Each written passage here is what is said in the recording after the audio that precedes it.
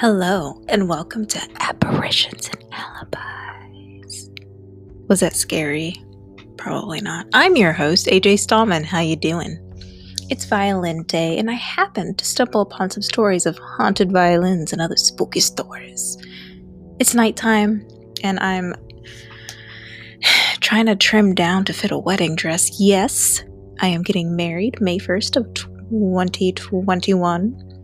Hopefully it'll go over better than 2020's weddings.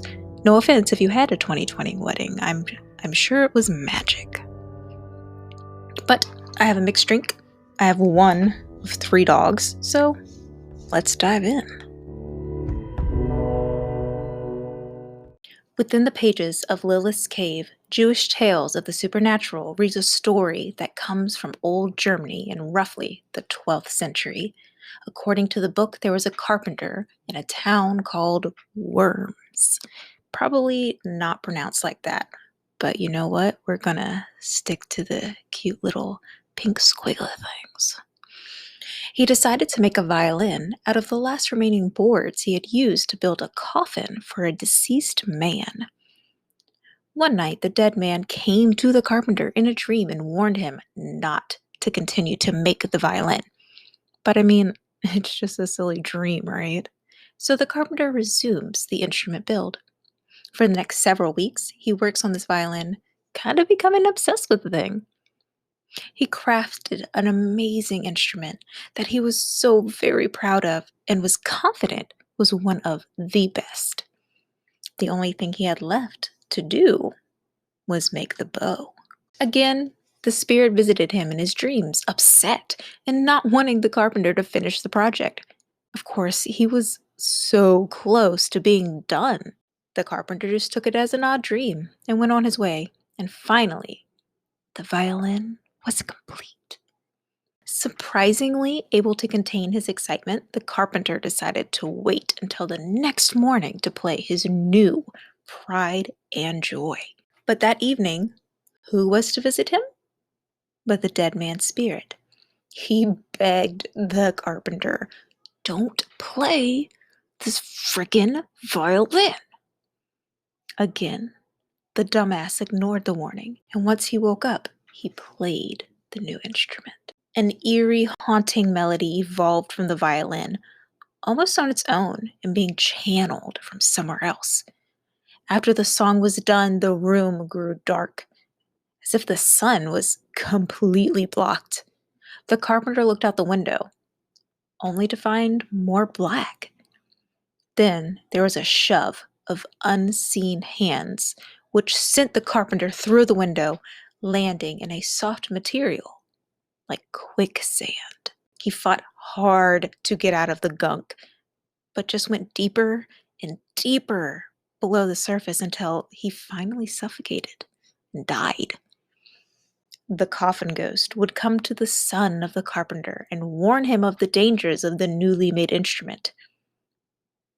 The next day, the son burned the violin to ashes, upon which he heard the screams of his father, as if from a great distance away.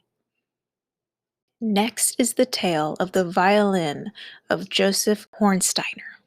This violin was originally crafted in 1769 for a king. It was a beautiful work of art made of 365 separate pieces that formed its back. It would eventually land in the hands of a collector of instruments named Harold Gordon Cudworth.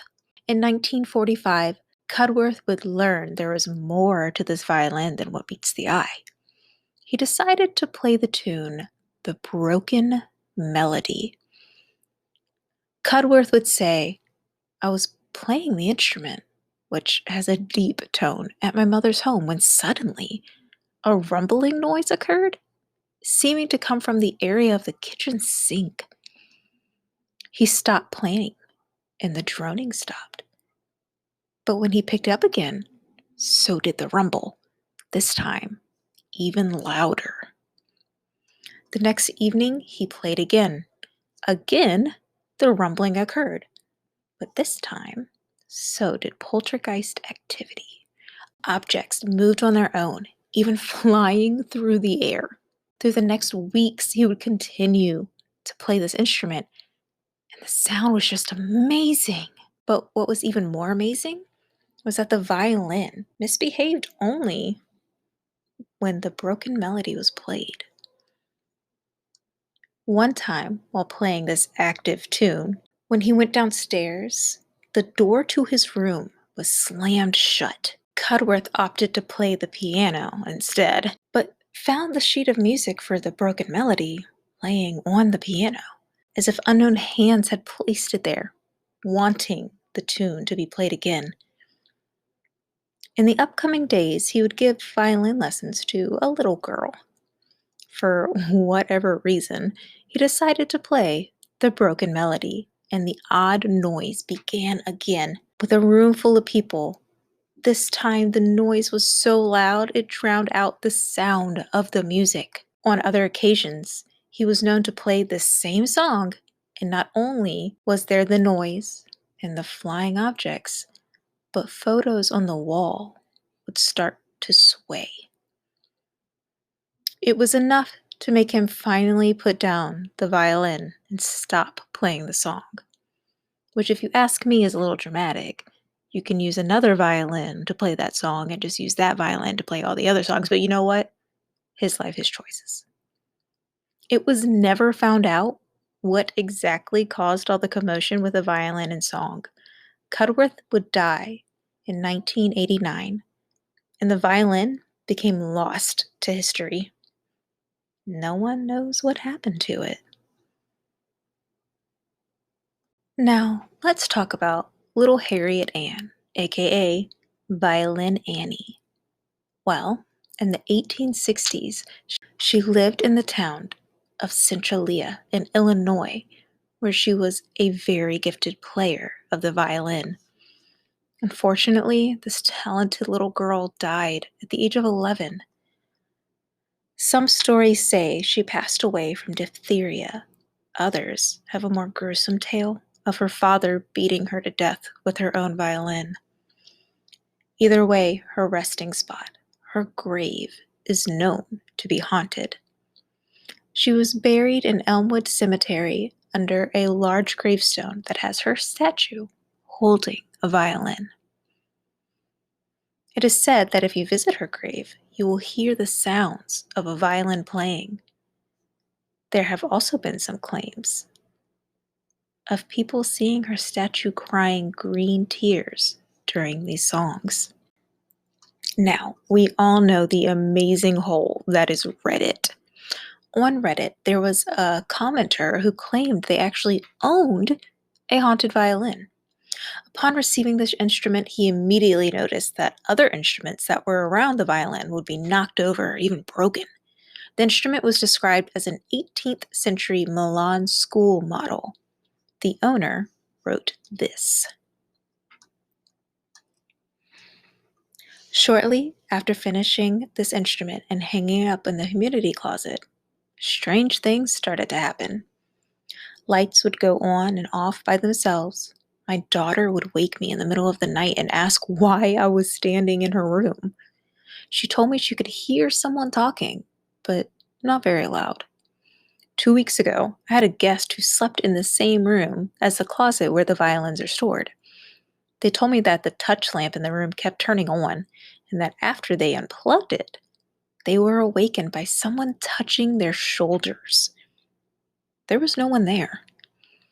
The real kicker is that last week, the electricity went off for a while, and while the family and I were downstairs, the door to the upstairs guest room shut, and we could hear faint classical music coming from upstairs.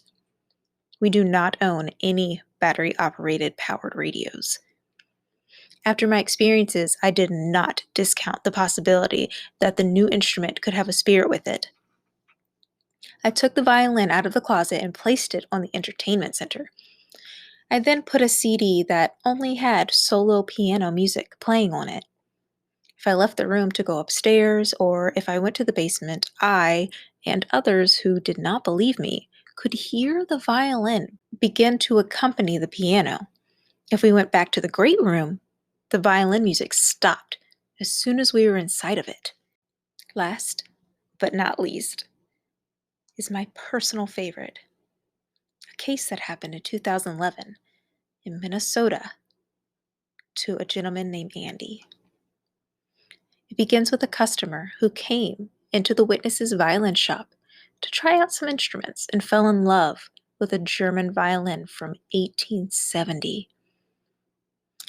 Andy describes it as follows. I gave him several violins to play. After a short while, he kept coming back to the German instrument from 1870. He kept playing the other violins, saying, "No, there's something about that old German violin that I love." Eventually, he played through all of the violins and went back to the German one. He spent most of the afternoon playing it. As he did, I could hear his playing dramatically improve, and I could hear the violin opening up and really singing for him. At the end of several hours, he stated, "Wow, I really love that violin. I mean, really love that violin. I want to buy it. But my in-laws are coming to town tomorrow, and then we're all heading up to the cabin. You know what? If it's still here in a couple of weeks when I get back, I'll know it was meant for me." 2 days later, I was opening the shop at the usual 10 a.m. I opened the door, and there was a violin that had fallen off the rack and crashed into the ground. The scroll was cracked. My heart sunk when I realized it was the violin the gentleman had loved so much. Over the next few days, I did the best and fastest scroll repair I have ever done. I thought that I would need to tell him about the damage, but it plays nice and sounds as good as it did before. Maybe he'll be happy. I can't ask for much money for it. Days went by. Weeks went by. I didn't hear from the man. Another client played the violin and was interested in it. I explained to them how much the other gentleman loved it, and I wanted to at least call him before I sold it to someone else. Luckily, they understood. I called the next day, and his adult son answered the phone. I said who I was and what I was calling about. His son said, "Yeah, my dad was talking about that violin that evening, but I'm really sorry to tell you that my dad passed away."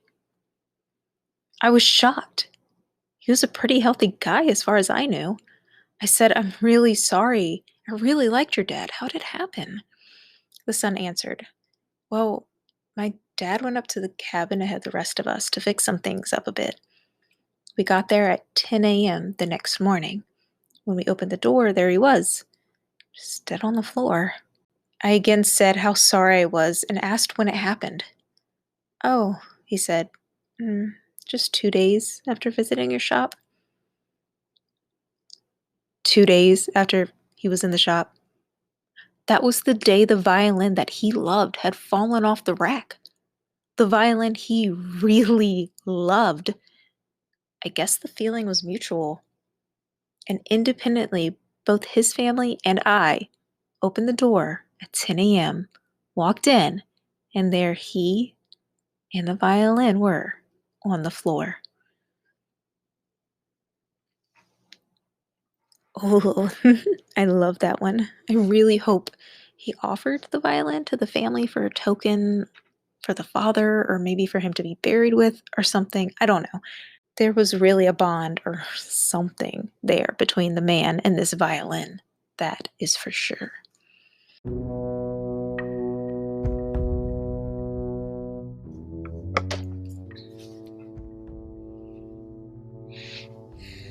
And that concludes Violin Day.